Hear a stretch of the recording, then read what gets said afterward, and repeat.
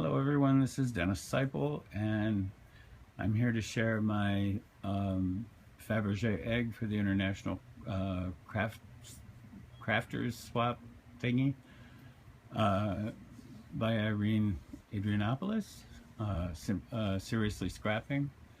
And I'm swapping with Amy Love, and I just thought I would give you a preview.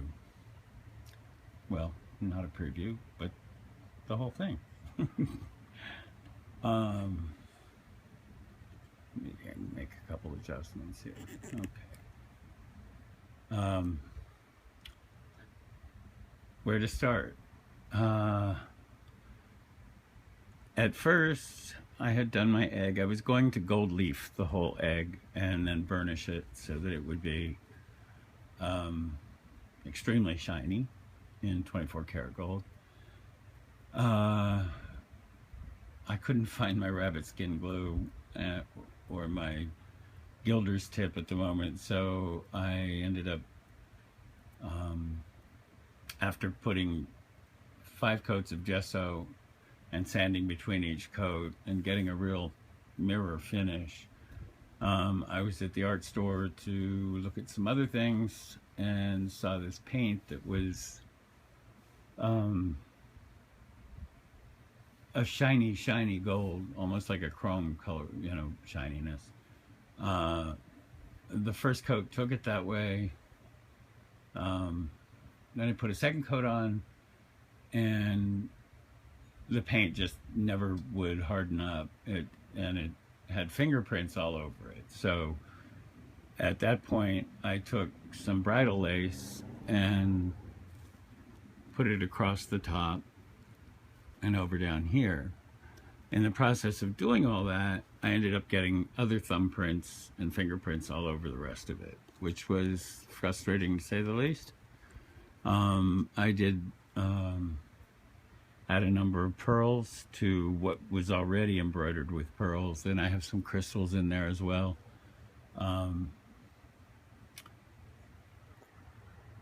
And so I decided, since I had gotten off track so much, it was just like, okay, bring out the good stuff. And I hit my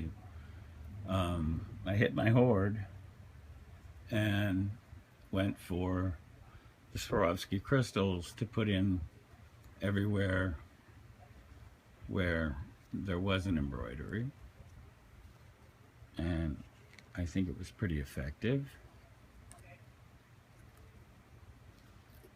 And I was going crazy trying to figure out, and this trim here is some I got from Natasha's Scrapbook Corner.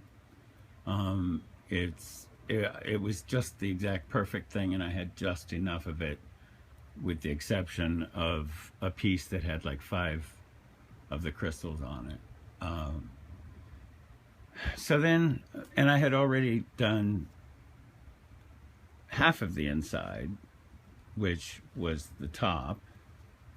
Oops, gotta get it in view. Maybe I need to. And what started the whole crystal thing actually was my just getting out a few green crystals to put on this very lovely dragonfly woven satin that I have. And I also had these dragonfly brooches, which I'm going to sell in my store if that ever gets up and running. And then I painted the inside blue and finished it with the purple, and that's like a black and gold bit of trim. And that I got in downtown LA. And so I'm going to close it up again, because that was the progression. And I couldn't for the life of me figure out what to use as a pedestal, as that was part of the original project.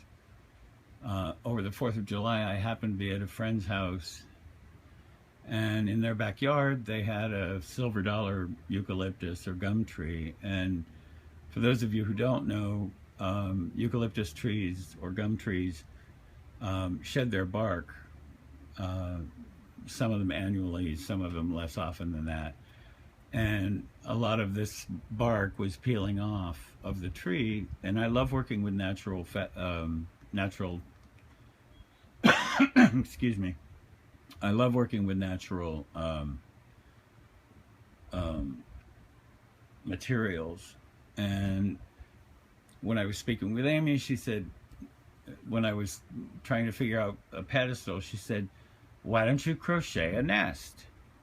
And I do crochet, but she put the idea of nest in my head as opposed to a pedestal. And I just happened to have picked that bark up a couple days before. And I thought, I have just the thing. And so I built this nest out of pieces of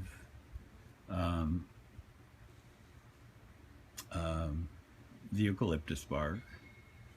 And that got, I used my glue gun on that. And because there was only so many ways that there was only one way that the egg really fit into the nest when it was finished. So I glued the egg into the nest, which will keep it, I think it'll just keep it better as a solid piece rather than a bunch of different pieces. Anyway, I was really, really happy with that. I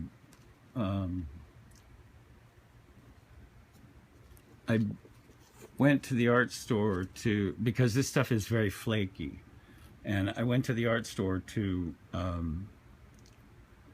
what do I want to say?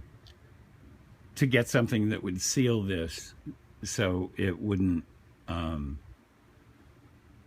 crumble all over the place. And first I found some super heavy gel medium that I bought and brought home. And when I looked inside, it was really, really thick. And then I started reading the label again, and it said that it dries in a translucent manner. And I didn't want, and I was looking for matte, and it was, but I did not want it to be a milky covering over the bark. I wanted it to show as naturally as possible. What I ended up doing was just put it, and then I bought some Mod Podge, and I still got some glue strings on there. I bought some Mod Podge instead, and which was much less expensive. I returned it, and I'm really happy with the way the nest came out. It pleases me. I'm happy with it. That's the important thing. That actually closes tighter. So I sealed the bottom with Mod Podge. I didn't want to put it on top because I didn't want that shiny look that, even though it's a matte finished Mod Podge, it still was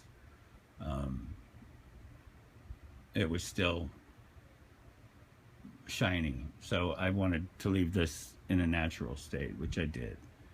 And then after I got the egg seeded, I added some extra ones. You can see some blue there, unfortunately. I added some extra pieces to hug the egg better and make it sit like it should sit. So then I was onto the inside. I'm going to take these out. I had done the satin lining. Oh, got some glue jobs to do. Got a repair to make. Glad I found that now.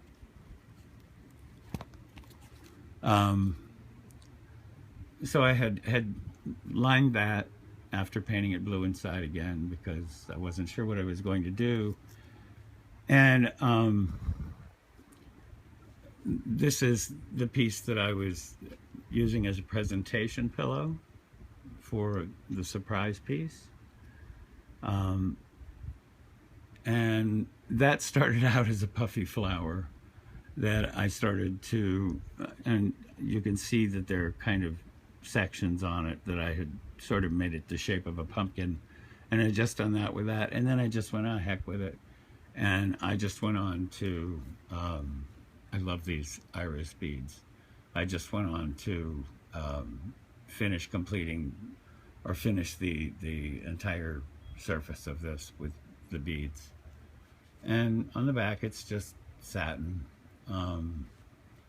This was, as I said, to be the presentation pillow, which fits just perfectly in there. But and the surprise goes on top of that, and it's a piece of my own making.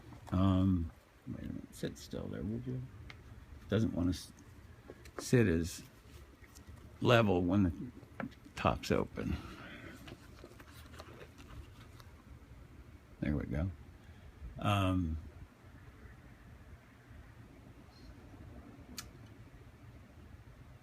Anyway,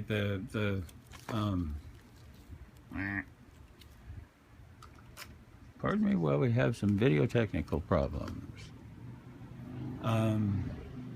So anyway, this is sitting inside, and this is a brooch that I made. And I did this with some vintage beads from the 20s that I found in actually they were given to me, and they were in an envelope that was marked from being from the 30s, and or a company that was around in the 20s and 30s. And it's a brooch back. That's done on, let me see if I can find the finding. Yeah, there they go.